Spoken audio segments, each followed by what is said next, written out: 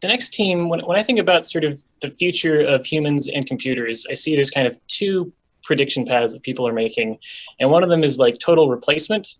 And the other is the idea of computers giving us more tools to choose from and sort of an assistance. And this next project is definitely on that second model of having some sort of machine intelligence to aid a human in doing their job more efficiently. And so they've built an application to help readers test whether or not their students have done the assigned reading.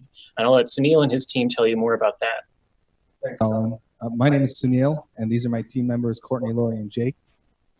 We have built Did You Do the Reading, an educational tool designed for teachers that enables them to easily and accurately gauge whether their students have completed a day's reading assignment and provide a fun way for students to demonstrate their knowledge.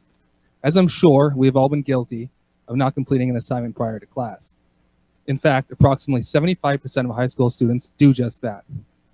This is not only not conducive to a healthy learning environment, it's just plain annoying for teachers. So what's the solution to this? In the past, teachers have given written quizzes. However, such quizzes take a great deal of time both to write and to grade.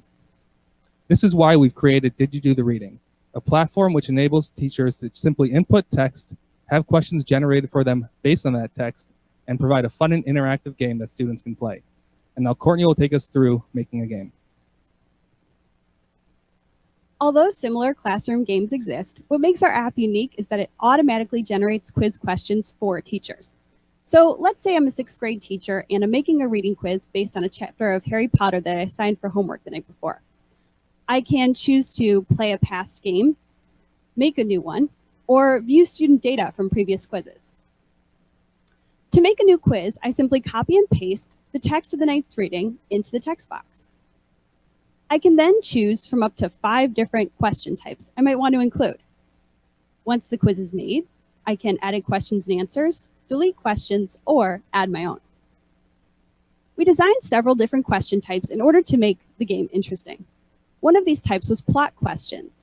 And to make these, we first found that memorable character actions often used a common sentence structure. Noun, verb, the rest of the sentence, as in Harry pulled back his bangs to show a lightning scar. We used Compromise, a library that allowed us to diagram the sentences in the passage to find only those sentences that match this structure, and then used Google's natural language API to find a list of all the people in the passage, and we only chose those sentences with a person in the subject position found by Compromise. Using this data, we simply had to remove character names from each question, add the word who, and we came up with questions like, who pulled back his bangs to show a lightning scar? A question you should be able to answer if you'd done your homework. Let's see if Lori did the reading. We decided to make these quizzes interactive because the gamification of something like a reading quiz can help keep students engaged with the material. Let's say I'm a student in Courtney's class, and I definitely did the reading because I don't want to lose to my classmate Sunil again. Courtney just has to start the game on her computer, and then thanks to the real-time updates of Firebase, I can join from my own personal device. I'm submitting answers and seeing my scores on my own screen over there on the right, but the flow of the game is actually controlled by the teacher, so I can't jump from question to question and cheat. A leaderboard at the end of the game shows us how we all did, and it looks like Sunil got me this time. And all that data is saved so that a teacher has access to her students' progress. Here's Jake to talk a little bit more about the different technologies we used. Thank you, Lori. The technologies incorporated in this project include Firebase to manage user and gameplay state, Postgres to manage our teacher accounts and our dictionary, React and Redux for the front end, 6 natural language APIs, including the Google Natural Language API and IBM's Watson, and Victory Charts for the students' graphs. Working with the non-relational database was a major challenge because we needed our documents to actually relate to each other, but we chose to utilize Firebase, a non-relational database, because of its real-time capabilities. So finding ways to cleverly access this data was a bit challenging. Overall, adjusting our master plan to fit these arising needs and visualizing the flow of data was instrumental to the success of this project. Did you do the reading? Check out didyoudothereading.herokuapp.com to create a quiz and challenge your friends today. Thank you.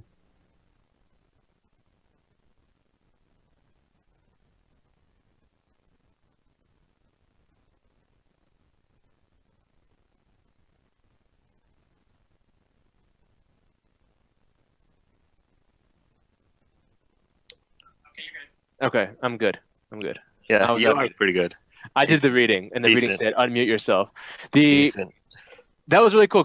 I like what you were talking about. It's like it's human augmentation, right? Like that's something that I've thought about for a long time. Is how do you generate good quiz content, and having something that prompts you to do that, I think is a really smart idea. And the fact that they're doing like NLP for that is quite cool. I have to look at this compromised library, and it's that kind of. I mean, I don't know that kind of question that who pulled their hair back to reveal the scar. That's a great question for a quiz. Yeah.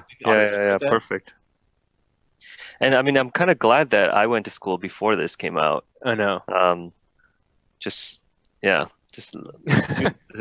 much technology. It's just way too easy for teachers to create quizzes now. Yeah. Like, it's not fair. All right. Very cool. Compromise that JS. That's awesome. Yeah, really well done.